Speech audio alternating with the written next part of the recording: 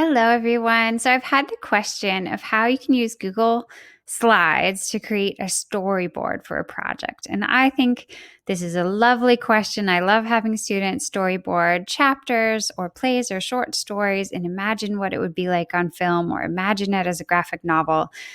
So thank you for the wonderful question. And let's take a look. So what you see here is just a slide where I have inserted a shape. Okay, so I started by just inserting one rectangle. You go to Insert, Shape, and grab the rectangle tool. And you put it in. There it is. And then what I did was I just duplicated it to make 4. I duplicated it one more time and changed the shape so there was a long box at the bottom. You may want something totally different for your storyboard. Maybe you want like 2 big rectangles or 5 super tall thin rectangles, or maybe you want to make a bunch of pages for students that are different. All you need is the Insert Shapes tool. But I don't think you want to leave it like this with all of this clickable and draggable. For me, I generally prefer to have things as a flattened background so students can't accidentally move the basic template around. So what I always do is I go to File, Download as a PNG. There it is, and I'm going to export it and save it so I can use it here in a second. And I'm going to call it my storyboard background. Now, I'm going to go to this page, the next page, and I'm going to insert it as a background. So background, and I'm going to go to storyboard background. Takes it just a second. So then I can delete that first slide.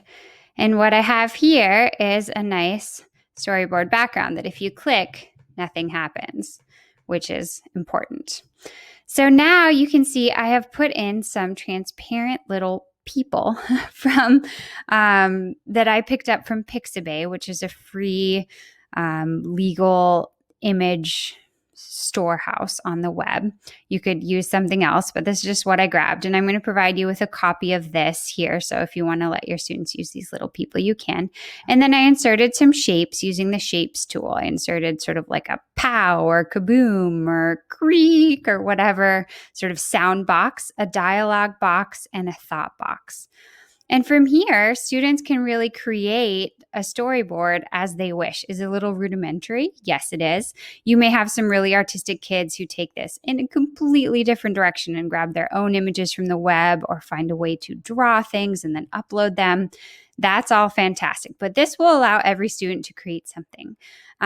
What I would usually do when I was creating a storyboard assignment is I'm going to want students to have descriptive text in each box. So I'd usually say like, describe this shot here.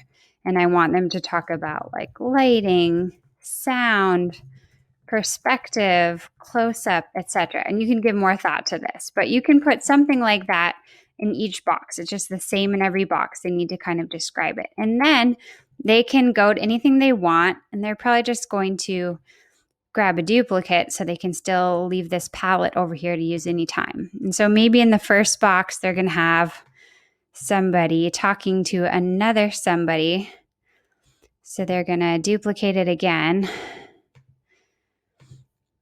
And something that's nice for them to know that you might want to teach them is that they can go to arrange, rotate, flip horizontally. So now these people are talking to each other. They both have their hands in the air. They seem a little angry.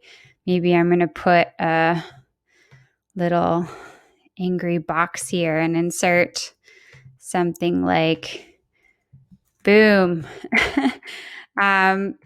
Obviously, I'm just kind of going with my imagination here. Then maybe in the next scene, we see somebody running and it's more of a close-up and they're sprinting and they're thinking about, oops, I forgot to make a copy, didn't I?